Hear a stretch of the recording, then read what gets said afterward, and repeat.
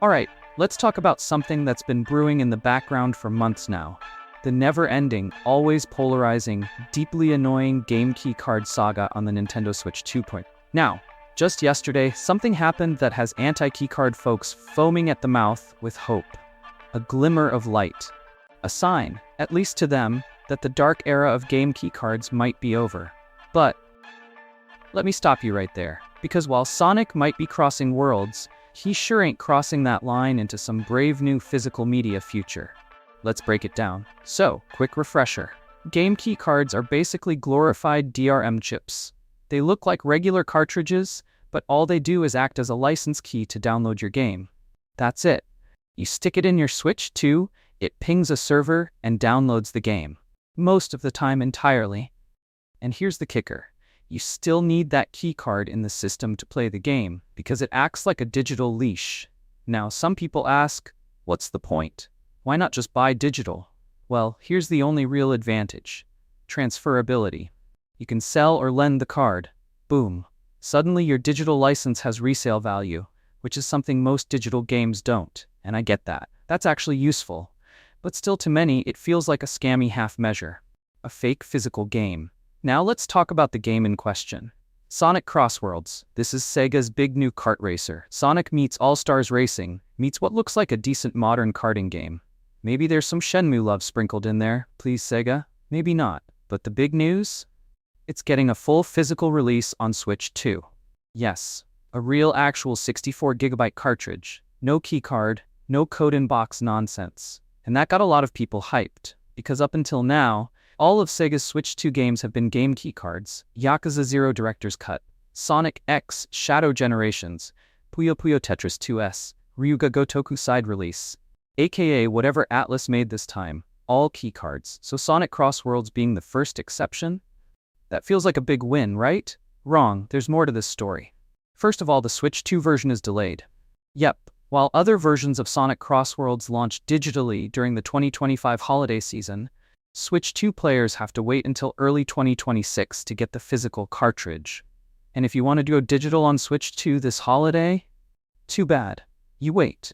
So, cool, we get a physical cartridge, but we get it late. That's already a strike. Now, file size-wise, Sonic Crossworlds clocks in at about 7.9 GB on Switch 1 and Switch 2, maybe bumping up to 16 GB with enhancements. And yet, they're putting it on a 64GB cartridge, the only size Nintendo is currently offering for Switch 2. That means Sega's eating that cost. Now, why would Sega do that? Do they suddenly care about physical collectors and game preservation?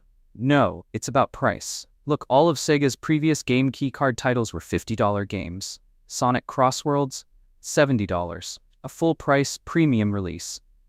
So if you're Sega, and you know Sonic sells well on Nintendo platforms, and this is a new hot title, not a late port, you're thinking, yeah, we can splurge on a cartridge. The margins make sense. That's the truth. This isn't a shift in philosophy. It's just math. People want to believe this is some major turning point. Like Sega has seen the light and is ready to give us all our beloved physical media back. But I'm here to tell you, this is the outlier. The exception. The weird one-off. You want more proof? Tony Hawk, a $40 game. No physical release. Madden, a full $70 game. Still game keycard. NBA 2K, also going to be a game keycard. Even retro collections and remasters, still mostly game keycards or codes in a box. This is the reality we're in.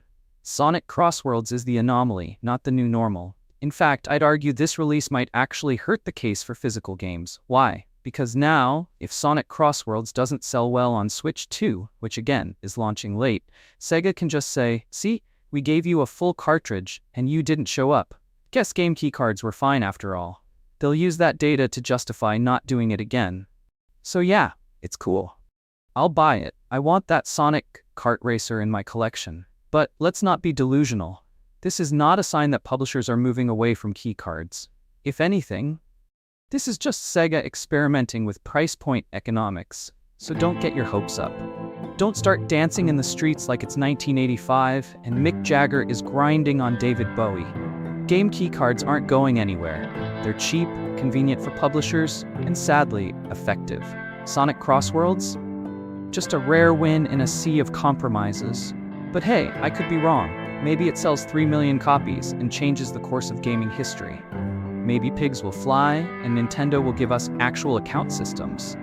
But until then, keep your expectations low and your game shelf organized. Let me know what you think down below. Is Sonic Crossworlds the beginning of a comeback for physical games?